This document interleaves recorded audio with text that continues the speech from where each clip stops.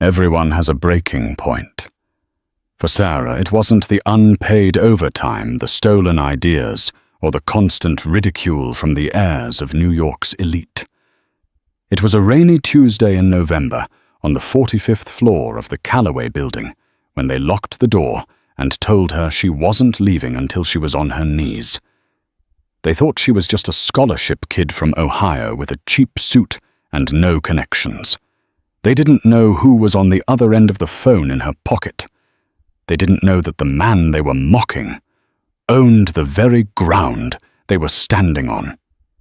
This is the story of how a single phone call turned a humiliation into a massacre.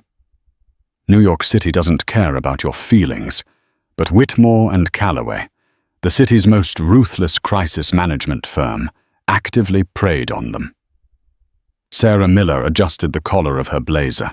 It was polyester, bought off the rack at a department store in Ohio, and under the fluorescent lights of the 45th floor bullpen, it had a slight unnatural sheen. Around her, the office hummed with the quiet, expensive noise of cashmere brushing against mahogany and the click of manicured nails on glass keyboards. She was the charity hire. That's what Bradford Cunnington III called her. Bradford was the kind of guy who failed upward so consistently he had likely forgotten gravity existed. His father was on the board of directors, which meant Bradford spent his days loudly taking credit for work he didn't understand and terrorizing the interns. He was flanked always by Jessica Vane. Jessica was beautiful in a terrifying, jagged way, like a diamond that had been smashed. She was the senior associate who had decided on day one that Sarah was a stain on the firm's pristine aesthetic. "Miller!" Bradford's voice cut through the hum. He didn't look up from his phone as Sarah hurried over to his desk, which had a panoramic view of the Hudson River. "Yes, Bradford?" Sarah asked, clutching her notepad. "My latte is lukewarm. Again." He finally looked at her, his eyes dead and bored. "I specifically asked for 145 degrees. Do you know what happens to the foam structure when it drops below 140? It collapses, like your career is going to if you don't learn to follow basic instructions." I picked it up 10 minutes ago, Bradford. The elevator bank was... Excuses are for poor people." "Sarah," Jessica interjected, sliding her chair over. She offered a smile that didn't reach her eyes. "Just go get another one, and this time use the corporate card." "Oh wait, you don't have one. Do you use your own cash? We'll reimburse you, eventually." They wouldn't. Sarah knew they wouldn't. She had already spent $200 of her own money this month on their errands, dry cleaning for Jessica's silk blouses, obscure protein powders for Bradford, and once a replacement charger for a laptop she hadn't even broken. Sarah swallowed her pride. She had to. This internship was the golden ticket. A recommendation from Whitmore and Callaway was the only way to secure a clerkship with a federal judge, which was the only way to get into the environmental law sector she actually cared about. She was playing the long game. "I'll get right on it," Sarah said, her voice steady. As she turned to leave, she heard Bradford snicker.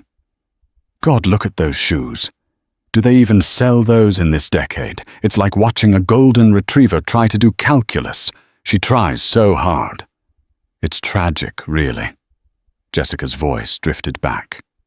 "I heard her dad is some kind of farmer. Can you imagine coming from playing in the dirt to this?" Sarah froze for a microsecond near the glass doors. Her hand tightened on the door handle. A farmer. Technically, they weren't wrong. Her father Harrison did spend a lot of time in the garden these days. He liked growing tomatoes. He liked the quiet. He liked wearing flannel shirts and driving an old Ford truck that rattled when it hit 40 miles per hour. When Sarah had told him she got the internship in New York, he had just nodded, wiped dirt from his hands, and said, Just remember who you are, Sarah, and remember if the wolves circle, you don't run, you stand your ground. She hadn't told anyone at the firm who her father really was. She used her mother's maiden name, Miller. She wanted to make it on her own merits. She wanted to know that when she succeeded, it was because she was smart, not because of the weight of her last name. But as she stepped into the elevator, blinking back tears of frustration, she wondered if merit actually mattered in a place like this. The elevator dinged at the lobby. The security guard, an older man named Frank, tipped his hat. "Rough day again, Miss Miller." "Just the usual, Frank." Sarah managed a weak smile. "Hang in there. The cream rises to the top." Frank winked. Sarah walked out into the cold drizzle of Manhattan. She didn't feel like cream. She felt like sediment being ground down by the heavy stones of Bradford and Jessica's egos. The tension in the office had been escalating for weeks. There was a rumor that a massive merger was happening. Whitmore and Calloway was looking to be acquired by a shadowy global conglomerate called the Sterling Group. The partners were on edge. Everyone was trying to prove their worth. And for people like Bradford and Jessica, proving their worth didn't mean doing better work. It meant eliminating the competition. And Sarah, with her perfect scores from Yale Law, which she attended on a full scholarship, and her terrifyingly high efficiency rate, was competition. They just hadn't realized how dangerous she was yet. They saw the cheap shoes. They didn't see the mind. And they certainly didn't see the trap they were walking into. The incident happened 3 days later. It was a Tuesday, the kind of grey, relentless day where the sun never quite seems to rise. The firm was buzzing. Victor Calloway, the managing partner, and a man who terrified everyone, including his own children, was hosting a private viewing of his antique collection in the main conference room. The centerpiece was a Qing dynasty vase, valued at over $250,000. It was sitting on a pedestal near the window, blue and white porcelain glowing against the grey sky. Sarah had been assigned to perimeter duty, basically standing in the corner and making sure no one touched anything while the caterers set up. The room was empty except for Sarah Bradford and Jessica. They had come in early, ostensibly to check the lighting, but mostly to gossip where the partners couldn't hear them. "My dad says the Sterling Group deal is practically done," Bradford was saying, leaning casually against a mahogany table. "Once the acquisition goes through, I'm in line for junior partner, skipping the associate phase entirely." "That's amazing, Brad," Jessica cooed, adjusting his tie. "You deserve it. You've been carrying this team." Sarah rolled her eyes internally. Bradford had spent the last week playing fantasy football while Sarah wrote his entire brief for the Anderson versus State Appeal. "Hey, Miller," Bradford called out. "Get me a sparkling water. San Pellegrino. Not that generic trash from the break room." "I can't leave the room." "Bradford," Sarah said, her hands clasped behind her back. "Mr. Calloway gave strict instructions. Someone has to be here with the collection at all times." Bradford laughed, a sharp, barking sound.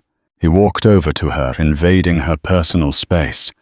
He smelled of expensive cologne and entitlement. "Mr. Calloway works for us, essentially. My dad owns 1/3 of this firm.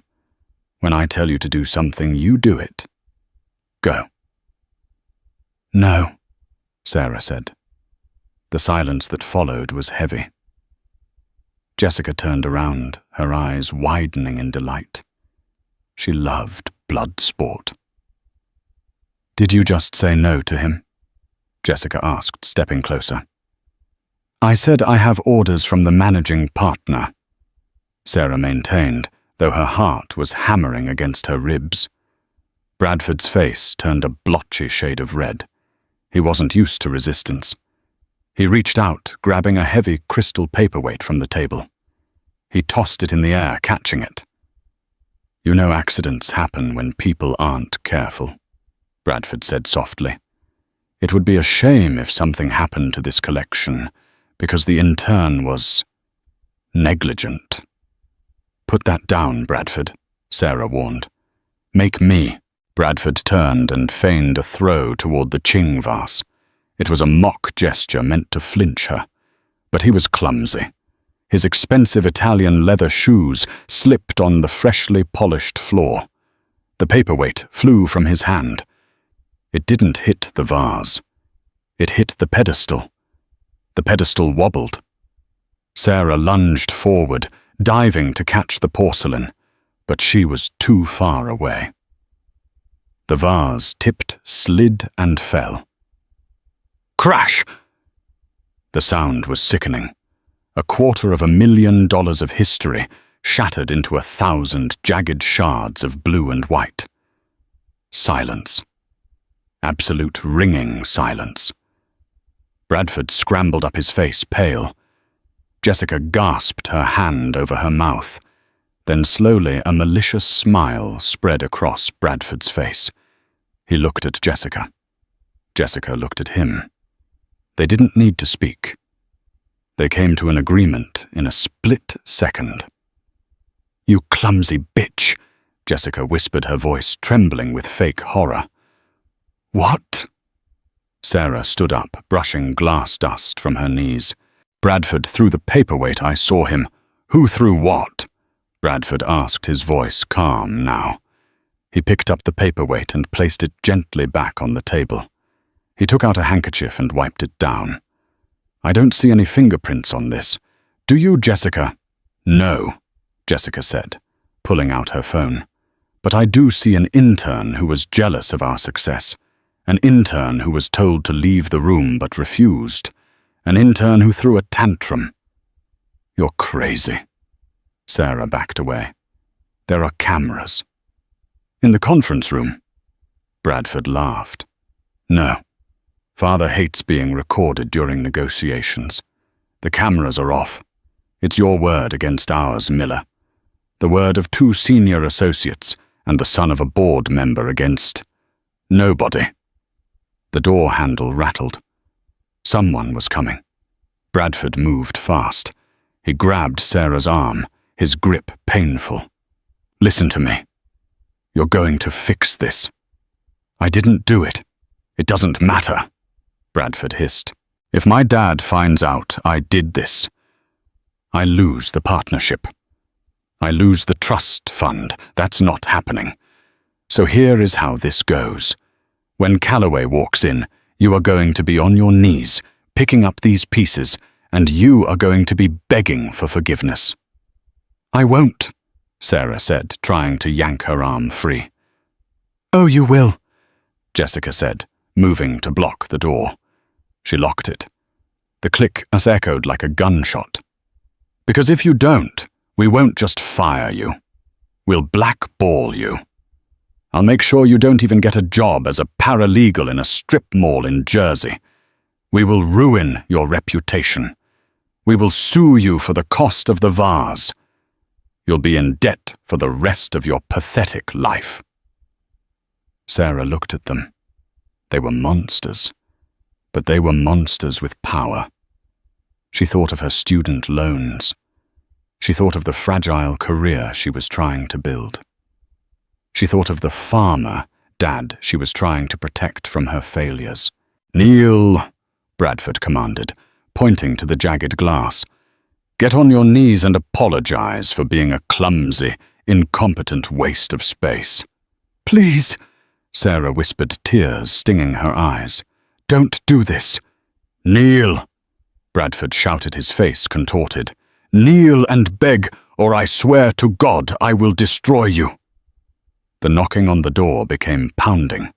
"Open up!" What was that noise? It was Victor Calloway's voice. "Last chance, Miller," Jessica hissed, trembling. Sarah looked at the door, then at the floor. The injustice burned in her throat like acid. Slowly, agonizingly, she lowered herself. Her knees touched the cold floor. A shard of porcelain pierced the fabric of her cheap trousers, cutting into her skin. "I'm sorry," she whispered. Her head bowed. Bradford smirked. He took out his phone and snapped a picture. "Insurance," he muttered. Then Jessica unlocked the door. Victor Calloway burst in, followed by 3 security guards. He stopped dead, looking at the shattered vase, and then at Sarah, kneeling amidst the wreckage, tears streaming down her face. "My God," Calloway breathed. "My vase." "It was Miller," Bradford said smoothly, his voice filled with regret. "She was messing around, trying to take a selfie with it. We tried to stop her, but she knocked it over. She's just confessed. She's very sorry, Victor." Calloway's face turned purple. He looked down at Sarah with pure disgust. "Is this true?" Sarah looked up. She saw Bradford's smug face.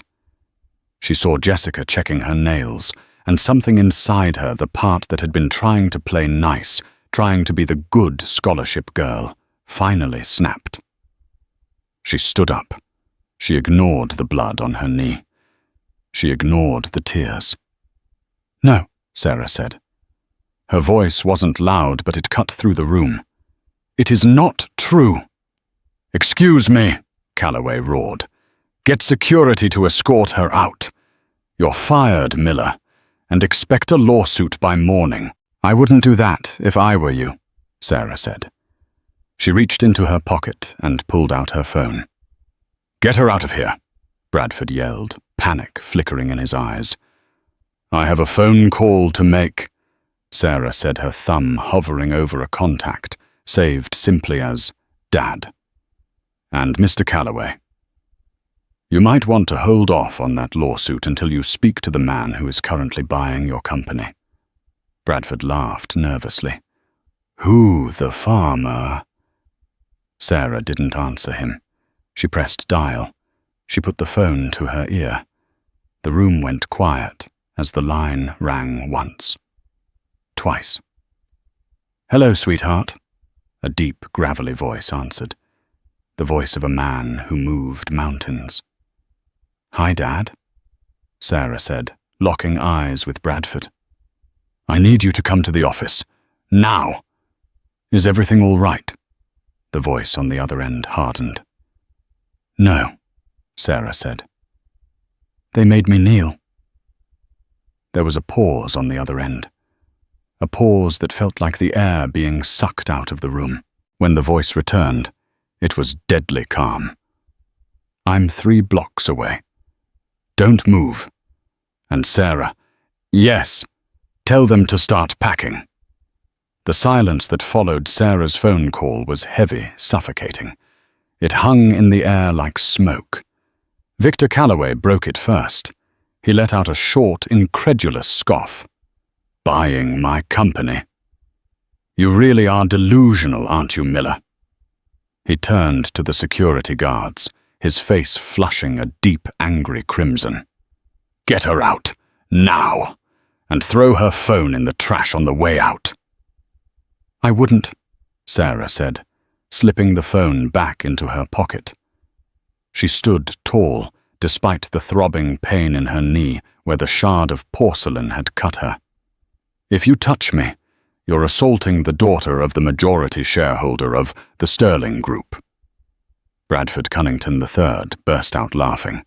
It was a loud, braying sound that bounced off the glass walls. "Oh, this is Rich, the Sterling Group. Your dad is a farmer, Sarah." "You told us yourself. He grows tomatoes. Does he have a diversified portfolio of corn and manure too?"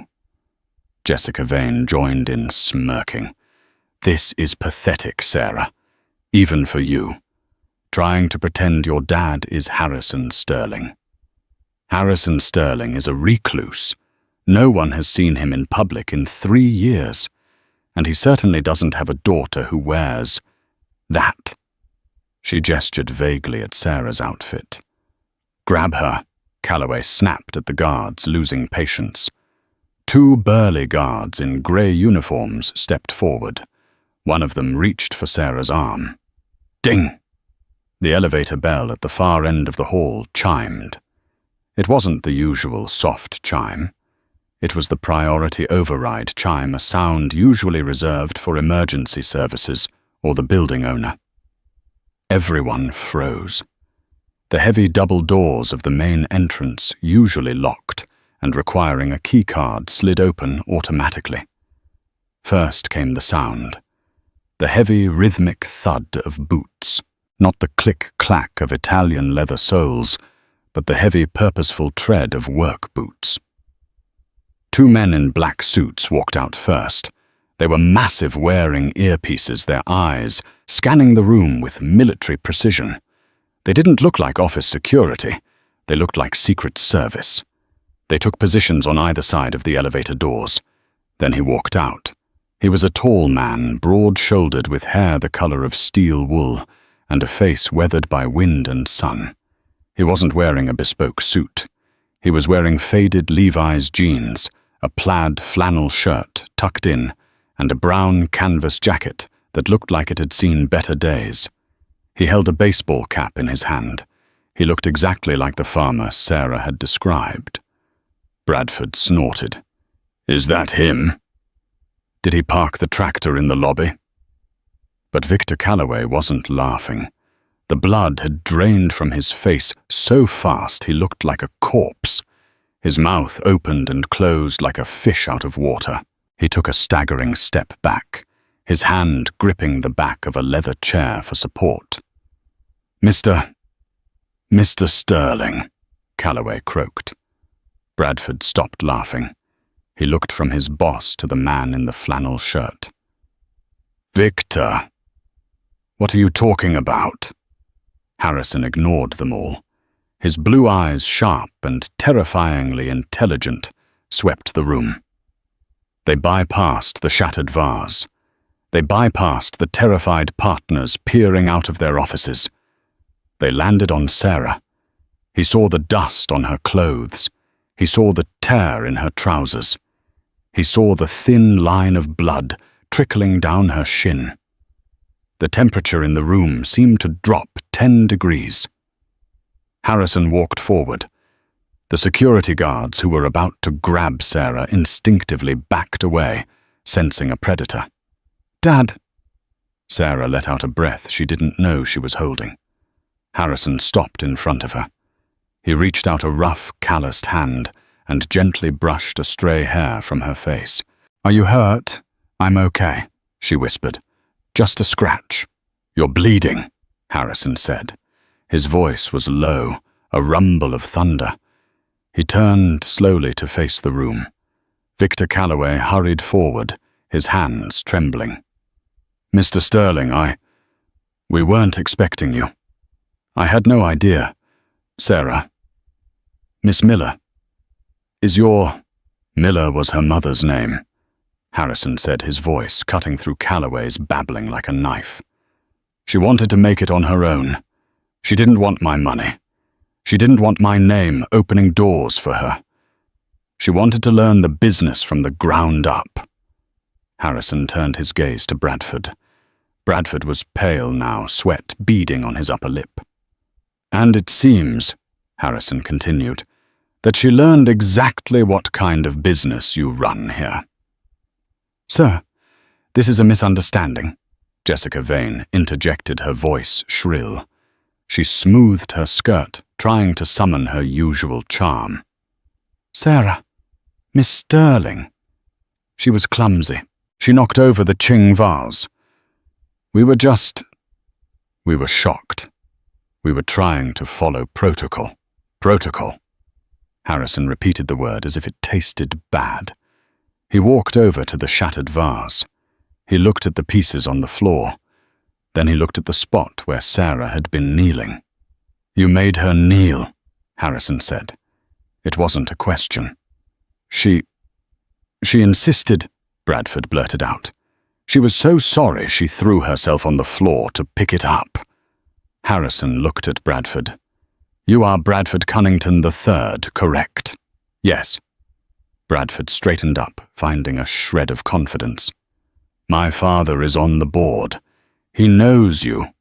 He speaks very highly of your father, Harrison interrupted, is a leech, and you are a parasite. Harrison reached into his canvas jacket and pulled out a phone. It was an old model, durable and practical. He dialed a number and put it on speaker.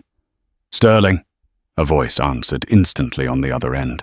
Execute Clause 4 of the acquisition contract, Harrison said. Immediate suspension of all executive assets pending an internal audit. Done, sir.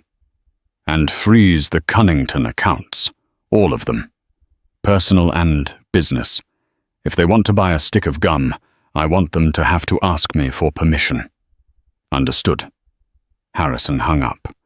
He looked at Bradford. You were saying... Bradford's phone buzzed. Then Jessica's. Then Calloway's. A chorus of notifications. What did you do?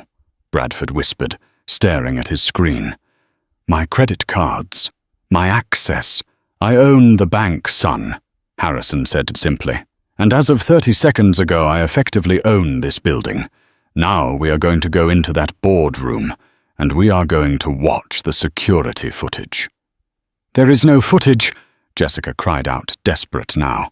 Mr. Calloway turns the cameras off for privacy. Harrison smiled. It was a cold, wolfish smile. Victor might turn his cameras off, Harrison said, but Sarah knows better. And I know my daughter. She never walks into a snake pit without an antidote. He turned to Sarah. You have it. Sarah reached into her pocket. Every word. The main boardroom of Whitmore and Calloway was designed to intimidate. A 50-foot table made of black oak chairs that cost more than a Honda Civic, and a view of Manhattan that made you feel like a god looking down on ants. Today the gods were the ones sweating. Harrison Sterling sat at the head of the table. He hadn't taken off his canvas jacket. He looked entirely out of place, yet he dominated the space completely. Sarah sat to his right. A first aid kit had been brought in, and she was quietly cleaning the cut on her knee with an alcohol wipe. Victor Calloway sat to the left, looking like he was about to vomit. Bradford and Jessica sat opposite, huddled together like frightened children. Two of Harrison's security detail stood by the door, arms crossed. Let's hear it, Harrison said. Sarah placed her phone on the polished black oak. She opened the voice memo app. The file was labeled Tuesday_conference_room. She pressed play. The audio was crystal clear. Get me a sparkling water. San Pellegrino. Not that generic trash from the break room. Bradford's voice filled the room, dripping with arrogance. Calloway flinched. I can't leave the room, Bradford. Mr. Calloway gave strict instructions. Sarah's voice. Calm professional. Mr. Calloway works for us, essentially. Calloway whipped his head toward Bradford. You said that, you little prick. It was taken out of context, Bradford stammered. Harrison held up a hand. Quiet. The recording continued. The sound of the paperweight being tossed. The taunts. And then, the crash. You clumsy bitch, Jessica's voice. What Bradford threw the paperweight, I saw him. Who threw what? I don't see any fingerprints on this. Do you, Jessica? The faces of the accused went ashen. Jessica stared at the table, refusing to make eye contact.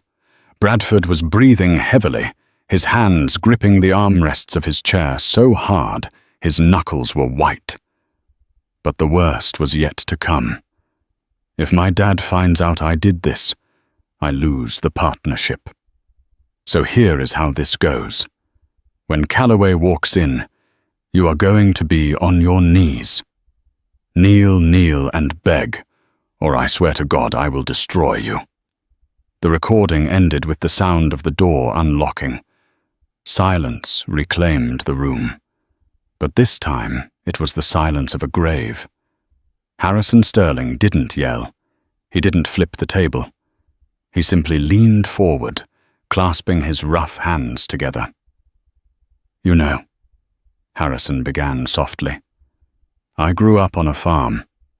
Real dirt, real work. My father taught me that you judge a man by how he treats the animals that can't bite back. But in the city, you judge a man by how he treats the people he thinks have no power." He looked at Jessica. "You threatened to blackball her, to ruin her future, over a vase. I was just following Bradford's lead." Jessica wept, the tears real now born of terror. "Please, Mr. Sterling, I have a mortgage. You have nothing," Harrison said. "You're fired, effective immediately, and regarding that blackballing, I'm going to make sure every law firm in New York, London, and Tokyo hears this recording. You won't be filing briefs, Miss Vane. You'll be lucky if you're filing coffee orders." Jessica put her head in her hands and sobbed. Harrison turned his eyes to Bradford. "And you," he said. "My father will sue you," Bradford screamed, standing up. "You can't do this. Do you know who we are?" "Sit down," Harrison roared. The volume was so sudden, so powerful, that Bradford fell back into his chair as if shot. "I spoke to your father 5 minutes ago," Harrison said, his voice returning to that deadly calm. "He listened to the recording too. He's removing you from the family trust. He's stepping down from the board to avoid a scandal. You're on your own, kid." Bradford looked at his phone. It was dark, no messages, no support. He was alone. "But firing you isn't enough," Harrison said. He stood up and walked over to the window, looking out at the city. "You broke a piece of history. You tried to frame an innocent woman. You humiliated my daughter." He turned back. "The vase was valued at $250,000, Harrison said. "I'm buying the debt of this firm, which means, Bradford, you owe me $250,000. I don't have that kind of cash liquid," Bradford whispered. "Then you'll work it off," Harrison said. "But not here." Harrison looked at Calloway. "Victor, the acquisition is still on, but under new terms. Whitmore and Calloway will be restructured. Sarah will be the lead on the Environmental Law Division, answering directly to the new board." Of course," Calloway nodded rapidly. "Whatever you say, Harrison. And as for these two," Harrison gestured to Bradford and Jessica, "get them out of my sight. Security." The two guards stepped forward. They hauled Bradford and Jessica up by their arms. The arrogance was gone. The expensive suits looked like costumes now. They were dragged out of the boardroom, their protests echoing down the hallway until the heavy doors slammed shut. Sarah looked at her father. "You didn't have to buy the company, Dad?" Harrison smiled, the warmth returning to his eyes. "I didn't buy it for you, Sarah. I bought it because it was a good investment. Getting rid of the rot was just routine maintenance." He walked over and offered her his hand. "Come on, let's get that knee patched up properly. And then, I think you owe me a lunch. I hear the cafeteria here has terrible coffee." Sarah laughed, taking his hand. "I know a diner. They make great pie." "Lead the way, boss," Harrison said. As they walked out of the boardroom, Victor Calloway was still sitting at the table, staring at the empty chairs. He realized with a sinking feeling that the invisible girl in the cheap shoes had just become the most powerful person in the building. But the story wasn't over. Because when you cut off the head of a snake, the body still thrashes. Bradford Cunnington III was ruined, humiliated, and disowned. But he wasn't in jail. And a man with nothing left to lose is the most dangerous kind of man there is. As Bradford was thrown out onto the wet pavement of Fifth Avenue, Stripped of his ID badge and his dignity, he didn't go home. He stood in the rain, watching the lights of the 45th floor. He reached into his sock and pulled out a second phone, a burner he used for less savory transactions. He dialed a number. "It's me," Bradford hissed, his eyes burning with hate. "I need a favor, a big one. I want you to look into a guy named Harrison Sterling and his daughter. I want to know where they live. I want to know where they sleep." "That's expensive, Brad," a raspy voice replied. "I can pay." Bradford lied. "Just find them. I'm going to make them wish they never walked into this city." 3 months had passed since the purge at Whitmore and Callaway. The firm had been rebranded as Sterling and Associates. The toxic culture of fear was gone, replaced by a rigorous, high-performance environment that prioritized ethics. Sarah Sterling. She had finally embraced her name, though she still preferred Sarah, was working harder than ever. She wasn't just the owner's daughter. She was the spearhead of the new environmental division, winning cases against polluters that the old firm would have defended. But success breeds shadows. Sarah hadn't heard a whisper from Bradford Cunnington III or Jessica Vane. Jessica had moved back to Arizona, apparently working in real estate. Bradford had vanished. Rumors said he was in rehab in Malibu. Others said he was ducking creditors in Europe. Sarah wanted to believe he was gone. But sometimes when she walked to her brownstone in Brooklyn late at night, she felt eyes on her. A black sedan parked too long on the corner. A hang-up call on her private line. "You need a vacation," Harrison told her over the phone one evening. "The harvest is coming in. The air is crisp. Come home for the weekend." "I have the deposition for the Monsanto case on Monday," Sarah argued, rubbing her temples. "The case will be there on Tuesday," Harrison said firmly. "Your mother's apple pie won't be. I'm sending the jet. Be at Teterboro in 2 hours." Sarah smiled. It was hard to say no to Harrison. 6 hours later, Sarah was breathing in the cool, earthy air of Ohio. The Sterling farm was deceptive. From the road, it looked like a standard, albeit large, agricultural operation. Rolling cornfields, a massive red barn, and a sprawling white clapboard farmhouse. Locals knew Harrison was rich, but they didn't know he was billionaire rich. They just knew he paid his workers double the market rate and donated anonymously to the local library. But underneath the rustic charm, the farmhouse was a fortress. Bulletproof glass disguised as colonial window panes. A panic room hidden behind the wine cellar. Motion sensors in the cornfields. "It's good to have you back, kiddo," Harrison said, handing her a mug of cider on the back porch. They watched the sun set over the acres of drying corn. "It's good to be back," Sarah admitted, letting her shoulders drop. "New York is loud." "Loud keeps you sharp," Harrison said, "but silence is where you find out who you really are." They sat in comfortable silence as the twilight deepened into night. The wind rustled the dry corn stalks, creating a sound like whispering paper. "Dad," Sarah said suddenly, "do you ever worry about retaliation?" Bradford was unhinged. Harrison took a sip of his cider. "A man like Bradford is a firecracker.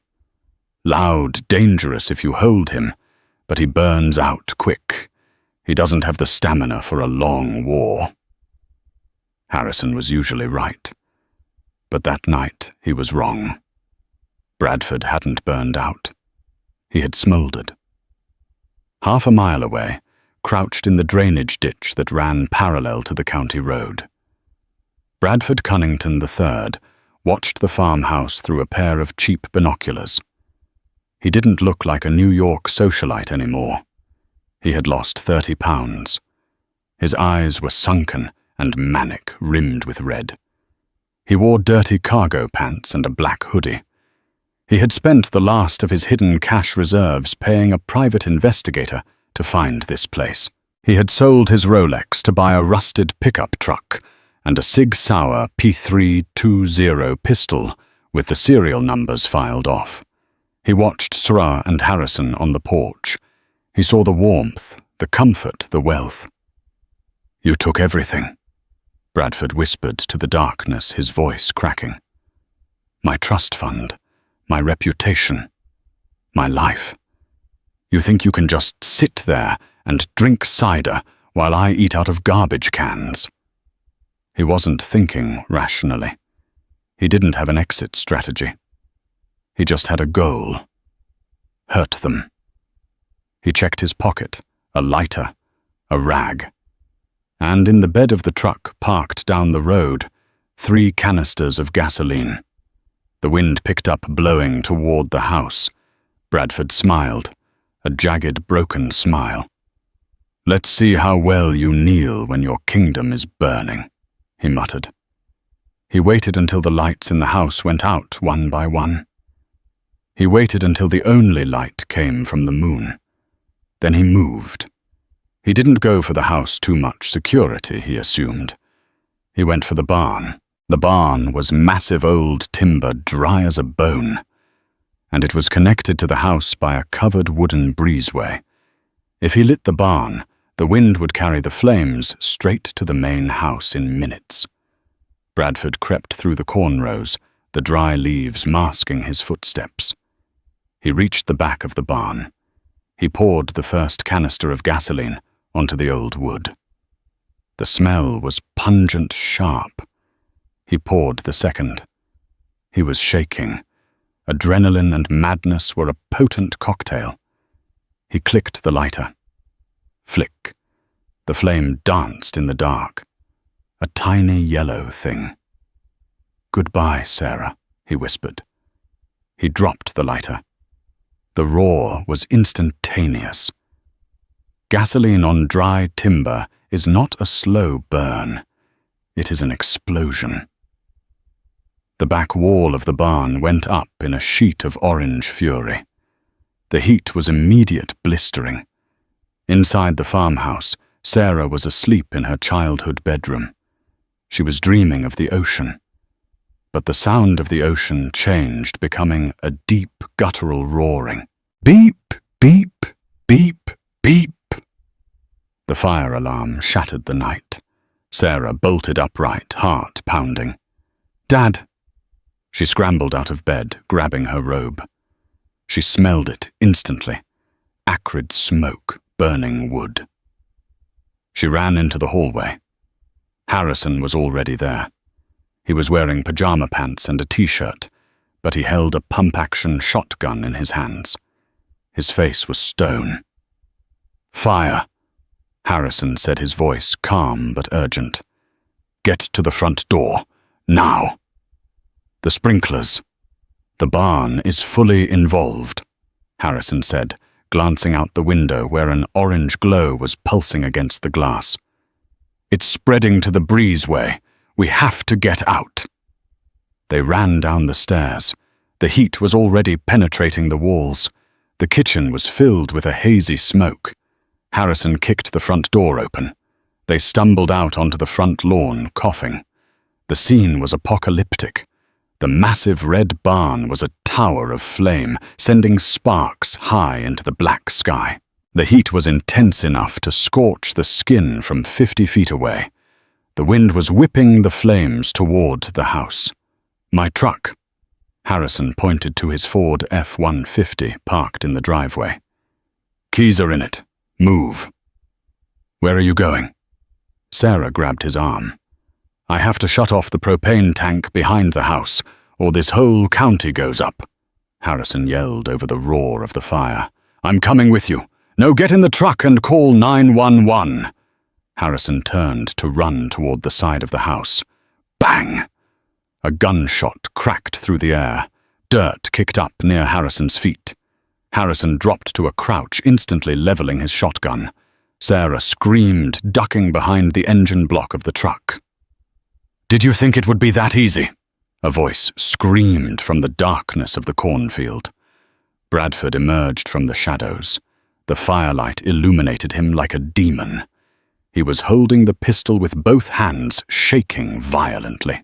He was standing near the edge of the driveway, blocking their exit. "Bradford!" Sarah gasped. She barely recognized him. He looked like a skeleton wearing clothes. "Look at you!" Bradford shrieked, waving the gun. "Running like rats! How does it feel? How does it feel to lose everything?" "Bradford, put the gun down!" Harrison yelled, his voice booming. He didn't raise the shotgun. He held it at his hip, assessing the distance.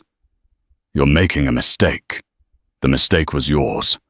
Bradford fired again, wildly. The bullet shattered the windshield of the truck. Sarah covered her head, glass raining down on her. "I was a partner. I was royalty." Bradford was crying now, stepping closer. "You made me a joke. I can't even get a job parking cars. Everyone knows. You ruined me." "You ruined yourself," Harrison said, his voice dropping an octave. "I just turned on the lights." "Shut up." Bradford aimed the gun at Sarah. "Get out from behind the truck. Get on your knees, now. Do it like you did in the office." Sarah's breath hitched. She looked at the gun. She looked at her father. Harrison was 20 feet away from Bradford, too far to rush him. "I said kneel!" Bradford screamed, cocking the hammer. Sarah stood up slowly. Her hands were shaking, but her mind was strangely clear. She remembered what her father had told her in the garden. "If the wolves circle, you don't run. You stand your ground." She stepped out from behind the truck. The heat from the barn was searing her back. "I'm not kneeling, Bradford," Sarah said. Her voice wasn't loud, but it carried. "I'll kill you." "Then do it," Sarah said, staring him in the eyes. "But know this, you pull that trigger and my father won't just kill you. He will erase you. You won't even be a memory." Bradford hesitated. The sheer audacity of her defiance confused him. He expected begging. He expected tears. He didn't expect the steel spine of a Sterling.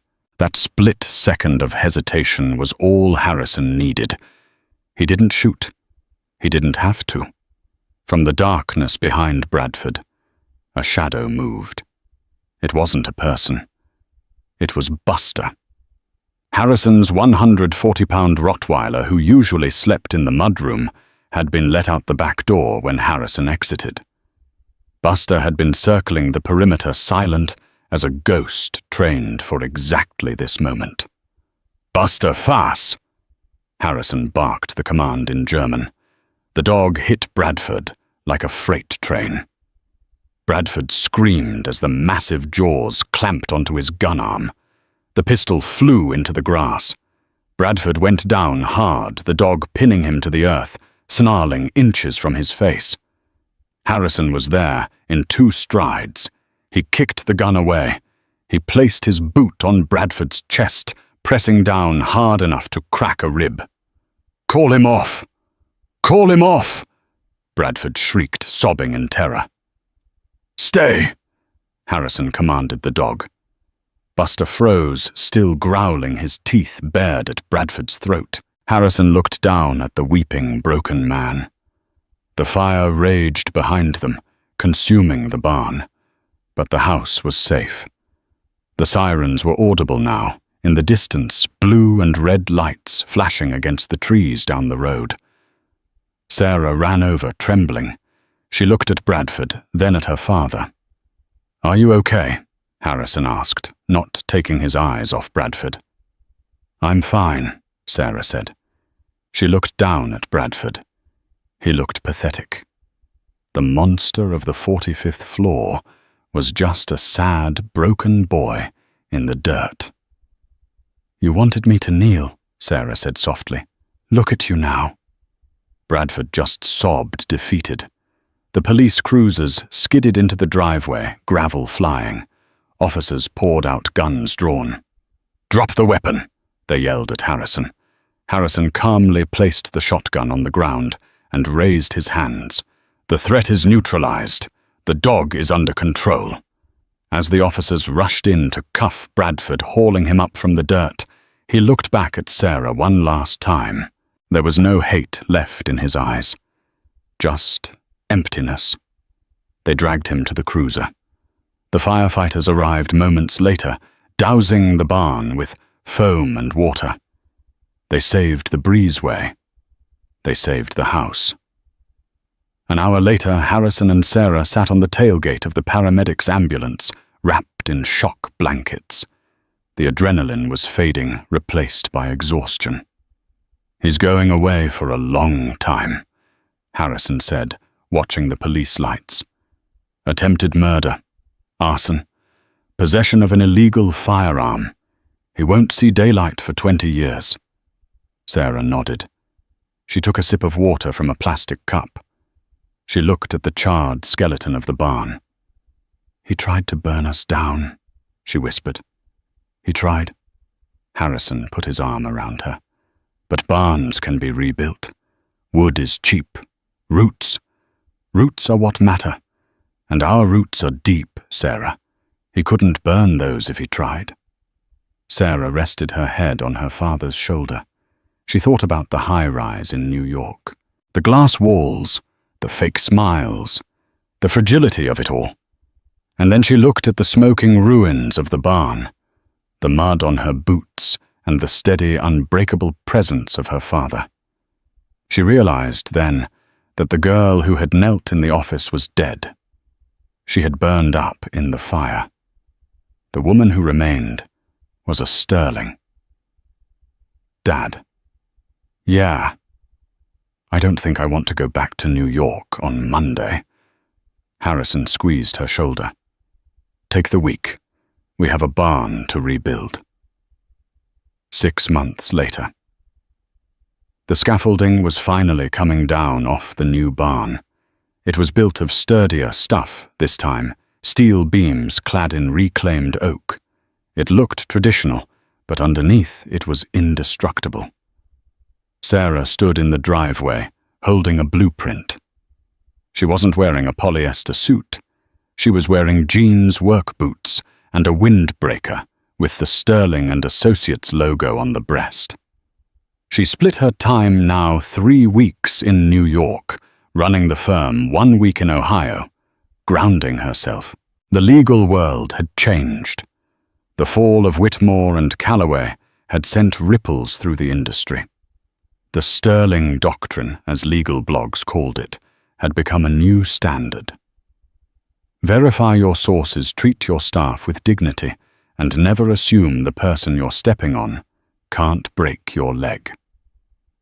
Sarah's phone buzzed. It was Frank, the old security guard from the lobby of the Callaway building. "Morning, Miss Sterling." Frank's voice was cheerful. "Just wanted to let you know the renovation on the 45th floor is done. The glass walls are gone. It's open concept now. Sunlight everywhere." "Thanks, Frank." Sarah smiled. "And Frank. You can drop the Miss Sterling. It's Sarah." "Old habits, boss. Oh, by the way, you have a visitor. Someone asking for a job. Says he knows you." "Who is it?" "Says his name is Victor. Victor Callaway." Sarah paused. Victor. The man who had watched her kneel. The man who had been ousted by his own board after the scandal broke and the clients fled. "He says he's desperate," Frank continued. "No one will hire him. He's asking if you need anyone in mail distribution." Sarah looked out at the cornfields. She watched her father Harrison driving the tractor in the distance, a trail of dust rising behind him. She thought about revenge. She thought about how good it would feel to tell Frank to kick Victor out onto the street. But then she looked at the new barn. You don't build something strong by using rotten wood, and you don't build a legacy by holding on to poison. "Tell him to come back on Monday, Frank," Sarah said. Really? Frank sounded surprised. You're gonna hire him? If he's willing to work in the mailroom, he can work in the mailroom, Sarah said. Everyone deserves a chance to start from the bottom. Maybe he'll learn something down there. Just make sure he knows the coffee runs are on him. She hung up. Harrison parked the tractor and walked over, wiping grease from his hands. He looked at the barn, then at Sarah. You look happy, he observed. I am, Sarah said. Did you hear about Bradford? Harrison asked quietly. The plea deal? Yeah. 15 years. No parole for at least 10. Sarah nodded. It didn't bring her joy. It just felt like a closed book. A chapter of her life that was finally completely over. He forgot the most important rule of nature, Harrison said, looking at the soil beneath their boots. You can burn the crops, you can smash the vase, but as long as the roots are good, the life comes back. Sarah took her father's arm. Come on, old man, I'm buying lunch. And no, we are not going to the diner. Why not? Harrison feigned outrage. Because I learned how to bake that apple pie, Sarah grinned, and I think mine is better than Mom's. Harrison laughed, a deep, booming sound that echoed across the fields. Now that, he said, is a bold claim. Let's go test it. They walked toward the farmhouse, the gravel crunching under their boots. Behind them, the new barn stood tall against the blue sky, solid and unshakable. Sarah Miller had walked into a glass tower as an invisible girl. She walked out as Sarah Sterling, a woman who knew exactly who she was. She didn't need a name tag. She didn't need a title. She had the one thing they could never take away. She had the ground she stood on. And that is the story of Sarah and the phone call that changed everything. It's a reminder that true power isn't about the corner office, the expensive suit, or the ability to make others feel small. True power is quiet. It's the calloused hands of a father who protects his family. It's the dignity of standing your ground when the world tries to force you to your knees. Bradford and Jessica learned the hard way that when you judge someone by their shoes, you miss the strength of their stride. They thought they were crushing a grape, but they were actually planting a seed that grew into a forest that swallowed them whole. In a world full of Bradfords, be a Harrison. Be the person who builds, not the one who breaks. And never ever underestimate the quiet girl in the back of the room. She might just own the building. If this story fired you up, please hit that like button. It really helps the channel grow and lets me know you want more stories like this. What would you have done if you were Sarah? Would you have hired Victor Calloway back, or would you have left him on the street? Let me know in the comments below. I read every single one, and if you haven't already, smash that subscribe button and ring the bell so you never miss an upload. I'll see you in the next story.